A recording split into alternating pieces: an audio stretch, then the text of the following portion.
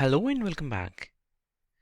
Today in this short lecture we will be learning about economies of scale. Maybe you're wondering what exactly is this? The best way to describe is more you buy of something, the less it costs. And you can kind of think that in terms of getting bulk discounts on the things in your cart. Let's take one of the practical example. If you're a supplier for Walmart, they may be offering you a price that is a half or even one-fourth of your typical profit, but their order might be maybe hundreds or thousand times of your normal or typical orders. So even in case that you will be making less profit per item, but in the quantity would increase, that means you're going to get more and more profit, and you may agree for making an agreement with Walmart. So these kind of companies like these are very big companies. They have a circle of efficiency.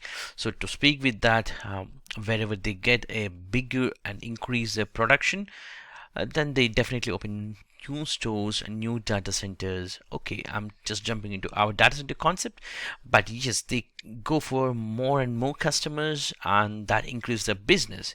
That leads to lower cost on their end because they could negotiate with bigger discounts and lower price for goods that they are selling, which both in turn into cheaper products on the market, which then lends to more revenue and more sales of those cheaper products, and ultimately that leads to more money to spend for the company, which will help them expand even more and lead it again in increase of production.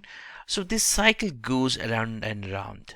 Now let's put these terms in our Microsoft Azure and how this related to Microsoft Azure and how it leads to low cost for us to consume as Azure services for us.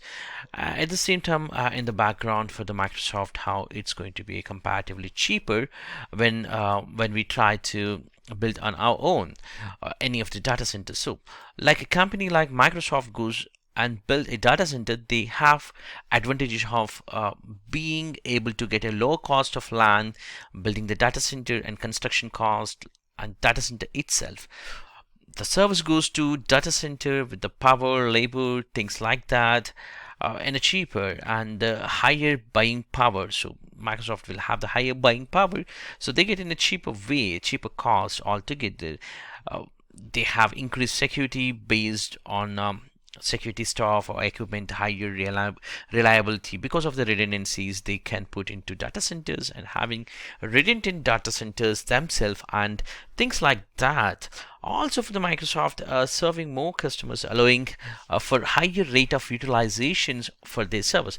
Let's take more about the higher utilization, which means for example, sitting idle, instead of this service or sitting idle, what they can do is as in date, for example, if there is 50% of the CPUs all day serving more customers, they can go for 80 to 90+% of utilizing of this service that get last bit of profit. They can go out and they're running data centers and ultimately being able to get an extra profit throughout these higher server utilization rates is going to result in low cost for everyone for Azure production and the services. And finally, Microsoft is going to utilize multi-tenancy model. When we say multi-tenancy model, for every customer or every individual or the small business are also considered tenants of users of Azure, which is one big system for Microsoft. So think about it in terms of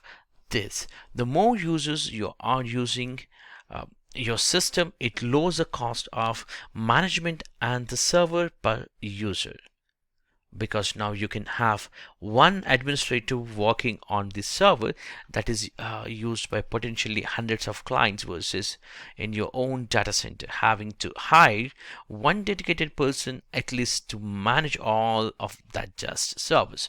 And so you can add these things together to look at it and imagine Microsoft and Azure down here. Now In this cycle of efficiency, we can see that Microsoft grows and opens more and more data centers within Azure, and that leads to the lower cost for them, even further, and lower prices for us, which will encourage us to consume more of the Microsoft Azure products and the services, which will give us at the end Microsoft the ability and money to expand even further.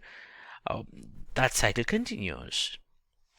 So if you wanted a one line of answer for economies of scale, so what I can say is economics represents the purchasing power and the ability to negotiate discounts, and scale represents the scale of the company that we are talking about, whether it's a small business or maybe corporate gains like Microsoft or Google or Amazon, or both of them have different economies going.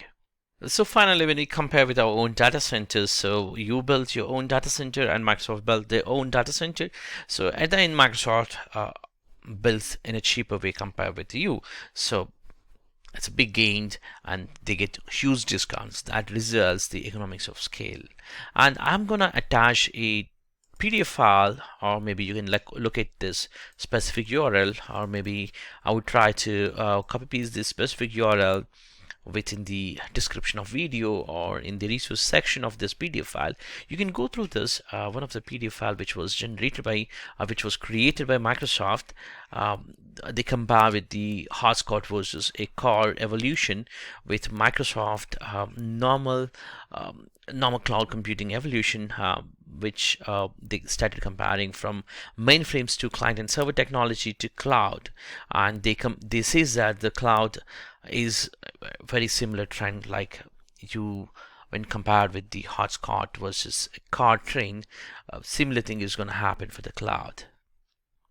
I hope this is useful for you. Thank you for watching this.